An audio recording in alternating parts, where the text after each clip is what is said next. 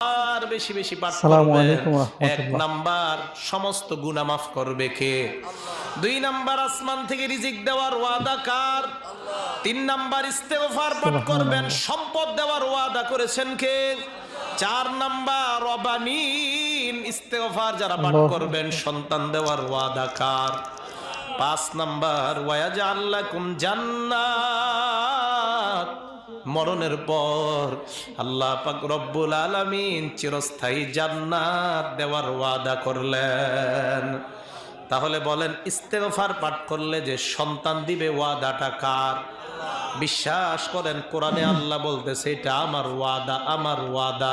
আল্লাহর ওয়াদা, আল্লাহর ওয়াদা একদম সত্য, কোনো সন্দেহ নাই। তাহলে ইস্তেগফার সকলে আমরা পাঠ করব কি করব না?